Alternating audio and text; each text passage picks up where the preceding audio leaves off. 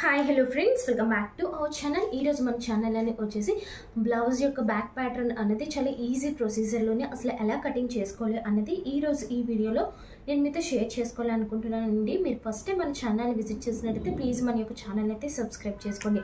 మీరు first of all ఏంటి అంటే ఏ బ్లౌజ్ అయితే తీసుకోబోతున్నారో ఆ యొక్క బ్లౌజ్ యొక్క ఫుల్ లెంత్ అన్నది మనం తీసుకోవాలండి.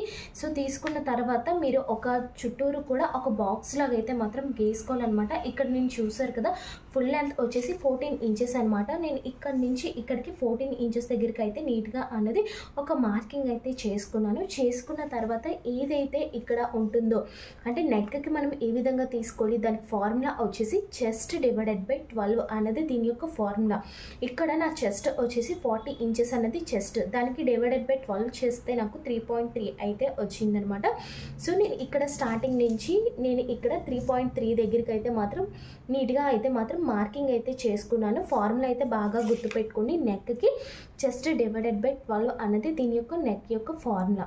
ఆ తర్వాత వచ్చేసి ఇక్కడ నుంచి ఇక్కడికి వచ్చేసి షోల్డర్ ఉంటుంది కదండి, షోల్డర్కి వచ్చేసి నేను 2 ఇంచెస్ ఆర్ 2.5 ఆర్ 3 ఇంచెస్ మీకు ఎంత కావాల్సిన అంత పెట్టుకోవచ్చు అనమాట. లేదనుకుంటే బ్లౌజ్ ఎంత ఉంది అనేది అనేసరి పెట్టుకోవచ్చు. అది కస్టమర్ చాయిస్ బట్టి అయితే ఉంటుంది. మ్యాక్సిమం అయితే మాత్రం 2.5 3 ఇంచెస్ అనేది షోల్డర్ అయితే పెట్టుకుంటారండి. అంతకు మించి ఎక్కువైతే మాత్రం పెట్టుకోరండి. నేను ఇవేవి కూడా సీమ్ అలవెన్స్ లేకుండా అయితే చెప్తున్నాను.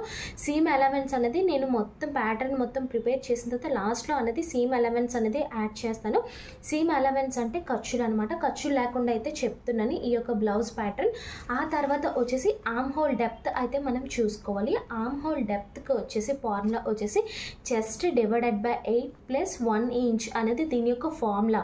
Arm whole formula chest by 8 plus 1 inch అనేది ఫార్ములా. ఇక్కడ నాకు చెస్ట్ వచ్చేసి 40 inches divided by 8 plus 1 inches అంటే 14 డివైడెడ్ బై 8 చేస్తే నాకు 5 ఇంచెస్ అయితే వచ్చింది. ప్లస్ 1 ఇంచ్ యాడ్ చేసుకుంటే 6 ఇంచెస్ అంటే దీని యొక్క డెప్త్ ఏదైతే ఉంటుందో ఆర్మ్ హోల్ డెప్త్ వచ్చేసి నాకు 6 ఇంచెస్. సో నేను ఈ యొక్క షోల్డర్ దగ్గర నుంచి అయితే మాత్రం 6 ఇంచెస్ దగ్గరికి అయితే నేను మార్కింగ్ అయితే చేసుకున్నానండి.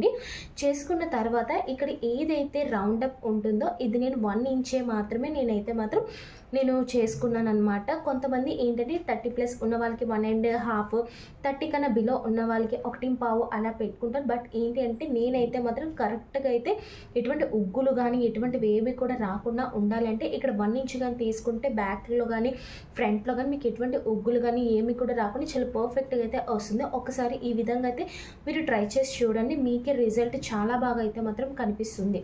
ఆ తర్వాత వచ్చేసి ఆర్మ్ హోల్ తీసుకున్న తర్వాత మనం చెస్ట్ అనేది తీసుకోవాలి. ఇక్కడ చెస్ట్కి వచ్చేసి నేను చెస్ట్ డివైడెడ్ బై 4 అనేది దీని యొక్క ఫార్ములా అనమాట. చెస్ట్ నాకు వచ్చేసి 40 ఇంచెస్ అనేది చెస్ట్. సో 40 డివైడెడ్ బై 4 చేస్తే 10 ఇంచెస్ అయితే వస్తుంది. కాబట్టి ఏదైతే ఉంటుందో ఈ యొక్క ఆర్మ్ హోల్ ఏదైతే ఉంటుందో ఇక్కడ నుంచి ఇక్కడికి వచ్చేసి నేను 10 ఇంచెస్ దగ్గరికి అయితే మార్కింగ్ అయితే చేసుకున్నానండి. ఒకటి బాగా గుర్తుపెట్టుకోండి బిగినర్స్ అయితే, ఇది అలాగే ఇది నెక్ షోల్డర్ కరెక్ట్గా ఎంతైతే వచ్చిందో మీరు మెజర్మెంట్ తీసుకొని అలాగే ఈ యొక్క ఆర్మ్ హోల్ దగ్గర కూడా మీరు అంతే ఉందా లేదా అన్నది మీరు నీట్గా అన్నది చెక్ చేసుకోవాలి.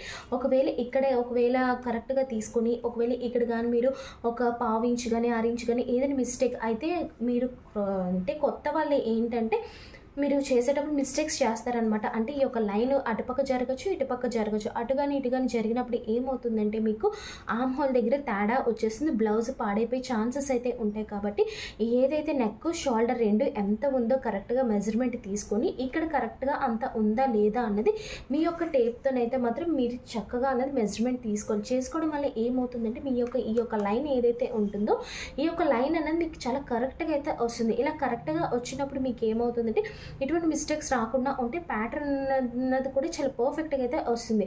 ఇక్కడ నేను వచ్చేసి 10 ఇంచెస్ దగ్గరికి అయితే మార్కింగ్ అయితే చేసుకున్నానండి. చెస్ట్ యొక్క ఫార్ములా చెస్ట్ డివైడెడ్ బై 4 అన్నది ఫార్ములా. ఆ తర్వాత ఏదైతే ఉంటుందో waist divided by 4 plus 1 inch అనేది formula. Waist divided by 4 waist వచ్చేసి ఇక్కడ నాకు వచ్చేసి 34 అండి.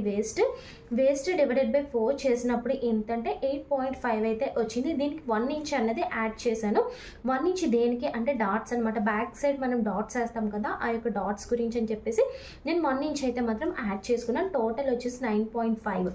సో ఇక్కడ ఏదైతే ఉంటుందో ఇక్కడ నుంచి ఇక్కడికి నేను 9.5 దగ్గరికి అయితే నీట్గా మార్కింగ్ అయితే చేసుకున్నానండి. చూసారు కదండి, ఈ విధంగా అనేది బ్యాక్ ప్యాటర్న్కి అయితే మాత్రం మీకు ఫార్ములాస్ ఏంటి ఇవన్నీ కూడా. దీనికి సీమ్ అలవెన్స్ అయితే మాత్రం ఇస్తాను. ఇప్పుడు అంటే ప్యాటర్న్ మొత్తం ప్రిపేర్ చేసిన తర్వాత మాత్రమే సీమ్ అలవెన్స్ అనేది ఇస్తారండి ఫ్యాషన్ డిజైనింగ్లో. సో నాకు ఆ విధంగా అలవాటు అయిపోయింది ఫ్యాషన్ డిజైనింగ్లో, అందుకే నేను ఖర్చులతో కలిపి అయితే నేను మీకు చెప్పడం లేదు. ఇవి ఏవైతే ఫార్ములాస్ చెప్పానో ఈ ఫార్ములాస్ అన్నీ కూడా మీకు ఫ్యాషన్ డిజైనింగ్ ఫార్ములాస్, అలాగే దాంతోపాటు వచ్చేసి సీమ్ అలవెన్స్ లేకుండా వస్తాయి అన్నమాట. ఇవి ఫ్యాషన్ డిజైనింగ్లో ఫస్ట్ ప్యాటర్న్ ప్రిపేర్ చేసుకొని ఆ తర్వాత సీమ్ అలవెన్స్ అయితే మాత్రం ఇచ్చుకుంటారనమాట. సో ఇక్కడ నేను వచ్చేసి ఎక్స్ట్రాగా సీమ్ అలవెన్స్ నేను ఎంత ఇస్తున్నానంటే 2 ఇంచెస్ అయితే మాత్రం ఇస్తున్నానండి. సీమ్ అలవెన్స్ అంటే ఖర్చు, ఎక్స్ట్రాగా ఖర్చు పెట్టుకుంటాం కదా మనం, ఆ యొక్క ఖర్చు. ఇక్కడ వచ్చేసి నేను 2 ఇంచెస్ అయితే మాత్రం సీమ్ అలవెన్స్ అయితే ఇచ్చాను. అలాగే ఇక్కడ ఏదైతే ఆమ్ హోల్ ఉంటుందో ఆమ్ హోల్ దగ్గర కూడా మనకి వచ్చేసి 1/2 ఇంచ్ అన్నది మనకి వచ్చేసి సీమ్ అలవెన్స్ అనేది ఇచ్చుకుంటాం.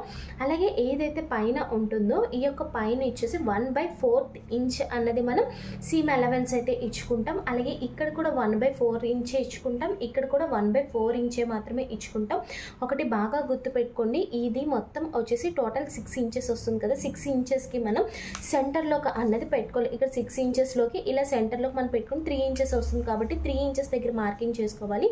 అలాగే ఈ యొక్క రెండిట్ల దగ్గర కరెక్ట్గా ఎంత అన్నది వస్తుంది అన్నది మనం చెక్ చేసుకొని దీనికి సెంటర్ పాయింట్ అన్నది మనం పెట్టుకొని ఏదైతే ఈ డాట్ ఉంటుందో ఈ డాట్ అనేది మనం నీట్గా అన్నది కర్వ్ అయితే మాత్రం తీసుకోవాలి. కొంతమంది తెలియక ఏం చేస్తారంటే పైకి కిందకి ఇలా పెట్టేసుకుంటారు. ఇలా పెట్టుకోవడం వల్ల ఏంటంటే ఈ లోతు కూడా మీరు సరిగ్గా తీసుకోకపోతే మీకు ముడతలు వచ్చే ఛాన్సెస్ అయితే ఉంటాయి. కాబట్టి ఈ రెండింటికి సెంటర్లో మీరు ఒకటి పెట్టుకొని అలాగే ఈ రెండింటికి సెంటర్లోకి అనేది మీరు ఒకటైతే పెట్టుకొని దీని నుంచి అయితే మాత్రం నీట్గా అన్నది కర్వ్ అయితే మాత్రం నీట్గా ఇచ్చుకోండి. అలాగే ఏదైతే పైన ఉందో ఈ యొక్క పైన వచ్చేసి 1/4 ఇంచ్ అన్న మనం డౌన్ అయితే చేయాలి. ఎందువల్ల అంటే మనకి షోల్డర్స్ అన్నవి జారిపోయే ఛాన్సెస్ అయితే ఉంటాయి అన్నమాట. అంటే జారిపోయే ఛాన్సెస్ ఉంటాయి అంటే మనం ఏదైతే 1/4 ఇంచ్ అనేది మనం క్రాస్గా కటింగ్ అయితే చేస్తామో మనకు షోల్డర్ అనేది చాలా టైట్గా అనేది ఫిట్టింగ్ అయితే మాత్రం చాలా బాగా వస్తుందన్నమాట. అలాగే ఇక్కడ ఏదైతే ఉంటుందో ఇక్కడ నేను బ్యాక్ నెక్ వచ్చేసి 3.5 అయితే మాత్రం తీసుకున్నానండి. ఇక్కడ వెడల్పు వచ్చేసి బ్యాక్ది మొత్తం ఇదంతా కూడా మీరు ప్యాటర్న్ మొత్తం ప్రిపేర్ చేసిన తర్వాత ఏదైతే నెక్ ఉంటుందో ఈ యొక్క నెక్ మీరు టేప్ సహాయంతో ఇక్కడ నుంచి నీట్గా అన్నది ఇలా అన్నది లోపల నుంచి అయితే మాత్రం టేప్ని ఇలా కొంచెం కొంచెంగా మీరు ఏం చేస్తారంటే ఇలా అన్నది మెజర్మెంట్ అనేది తీసుకోండి. మెజర్మెంట్ తీసుకున్న తర్వాత ఈ యొక్క బ్యాక్ నెక్ ఏదైతే ఉందో ఈ యొక్క బ్యాక్ నెక్ అలాగే మీ యొక్క బ్లౌజ్ యొక్క నెక్ అనేది కరెక్ట్గా ఉందా లేదా అన్నది 1-2 సార్లు అయితే మాత్రం చెక్ చేసుకోండి. ఒకవేళ ఏదైనా మిస్టేక్స్ వస్తే మాత్రం అక్కడ అన్నది మీరు మెజర్మెంట్ అన్నది చెక్ చేసుకొని మార్చుకోండి. ఇక్కడ 3.5 పెట్టిన దగ్గర 4 ఇంచెస్ అలా పెంచుకోండి అనమాట. అంటే ఒక 1/4 ఇంచ్ పెంచుకోవచ్చు తగ్గించుకోవచ్చు.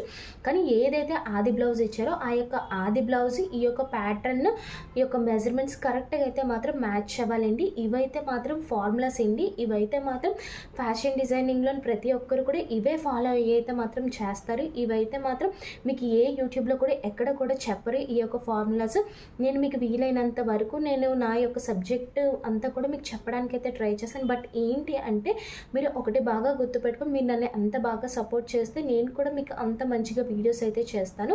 ఈ బ్యాక్ ప్యాటర్న్ మీకు అర్థమైందని అనుకుంటున్నాను. ఒకవేళ అర్థం కానీ కాకపోయినా సరే కింద కామెంట్ సెక్షన్లో కామెంట్ చేసినా సరే నేను మీకు మళ్ళీ సపరేట్గా ఒక వీడియో చేసి అయితే మాత్రం పోస్ట్ చేస్తాను. అలాగే నెక్స్ట్ వీడియోలో ఫ్రంట్ ప్యాటర్న్ కూడా ఎలా చేయాలి ఏంటి అనేది ఫ్రంట్ ప్యాటర్న్ కూడా నేను మీతో షేర్ చేసుకుంటానండి.